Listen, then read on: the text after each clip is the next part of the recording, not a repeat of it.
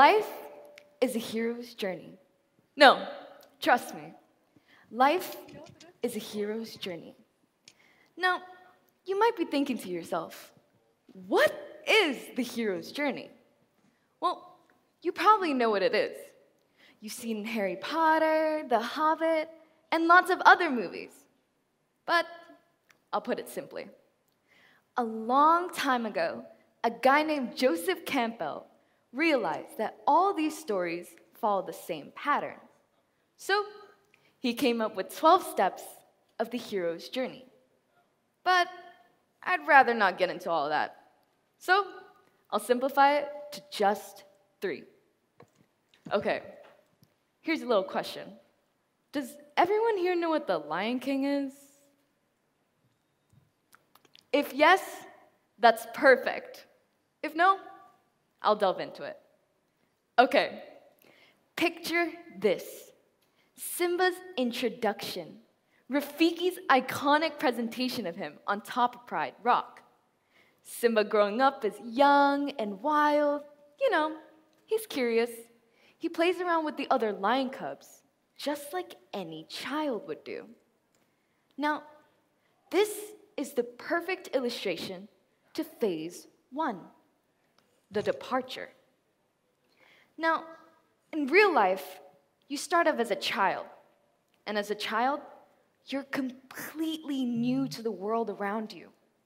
And when you're born, the first people you see are your parents, your first mentor along your journey. Now, your parents make you feel special. They teach you right from wrong. And once you understand the world a little better, they send you off. Okay, children are innocent. For example, if you ask a kid what they want to be when they grow up, they'd say the most random things. I want to be a princess. And, you know, the normal job stuff too. I've even heard, I want to be a dog. Children have no limits to their active imagination. Now, let me share an experience of mine. Back when I was younger, I used to rock an Elsa princess dress. And I didn't care what anyone else thought. See, as a child, you're fearless, full of confidence. You just do what comes naturally to you. So, why are kids so full of creative ideas like this? Well, paraphrasing a writer, Ivan Shuba, there are 3 main factors. Number 1, reality has fewer restraints upon children. Number 2, there's a constant belief that any problem can be solved. And number 3, social pressures are lessened. These are the main factors. The impossible is possible thanks to a child's creativity. Now, as we established, children are innocent and creative, but they lack wisdom. They're gullible. They're so easy to deceive. Now, I'm positive that everyone here has been deceived by the world around them once. It was enough for you to lose your innocence. Well, let me share a story about me. Back when I was younger, my friends meant the world to me. And one day, one of my friends showed up to school wearing the wrong uniform. She said she didn't care, and she'd wear the outfit the whole day. But then suddenly, she asked me to swap outfits with her in the bathroom. Feeling pressured, I did it, only to get in trouble for wearing the wrong uniform. Now, this was my introduction to phase 2, the initiation. Everyone, or you, enter the real world for the first time, and you slowly learn to doubt yourself, other people, and their intentions. You question everything that you do and say, getting our first taste with that lust of innocence. Now, where do these doubts come from? Well, it can stem from friends, parents, and societal pressures. Now, I'm positive that everyone here has been fooled around the world around them once. It was enough for you to learn a lesson. Let me share another story about a friend of mine. She's the perfect example. One time, my friend went back to her mom's hometown, and things took a harsh turn. She looked a little different. Her elders pointed it out. They'd say things like, "Did you gain weight? You look like you got fatter," and bully her. After the visit, all the confidence that she had was gone. She was so self-conscious. This marked a significant moment in her life where she lost her innocence, believing the comments and being influenced by them. Now, I often wonder, since we're born in different timelines and generation, is one generation more innocent than the other? Well, I asked around conducting my own research, and everyone said the same thing. 100% yes, but it's complicated. You see, we're all born innocent. That hasn't changed, but technology has changed. For example, we don't listen to cassette tapes anymore. And now, we have constant access to the internet. In 2021, 97% of 3 to 18-year-olds have home internet access, according to American Community Survey. Now, the internet has brought some good things and some not so good things.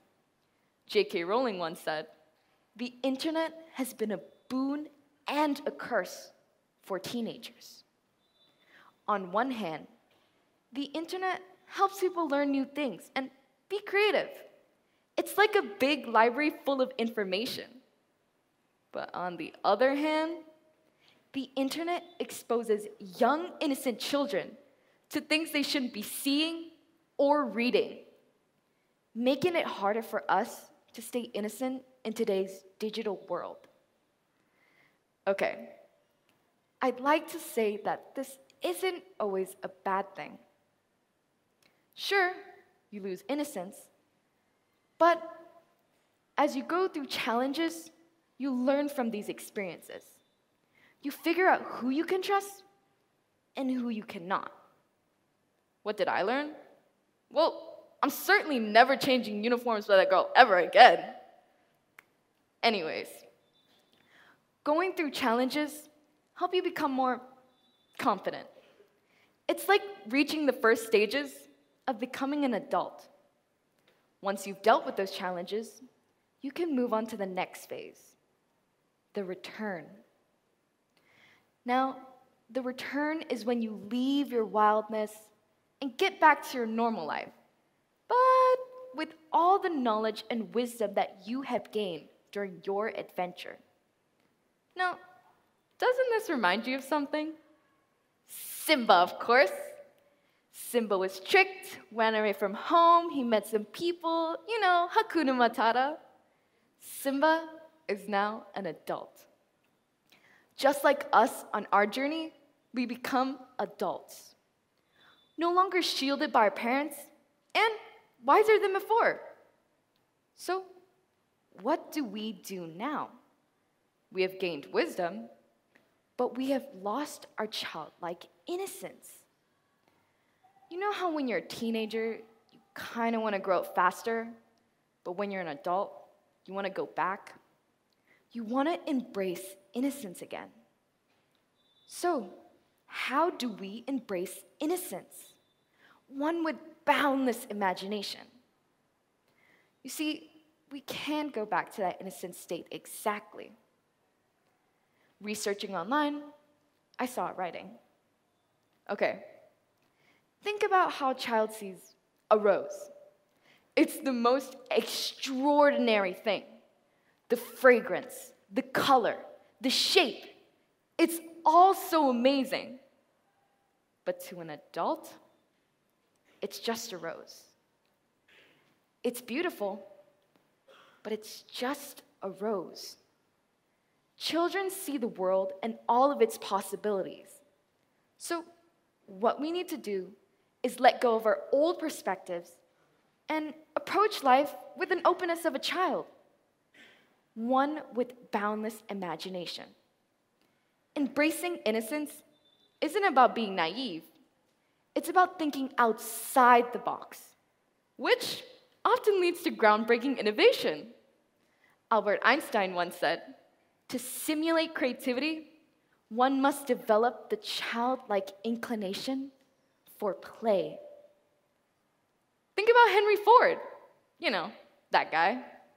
He invented Model T automobiles. And he once said, "If I had asked people what they wanted, they would have said faster horses." His willingness to think outside the box transformed transportation as we know it. So, how do we embrace innocence?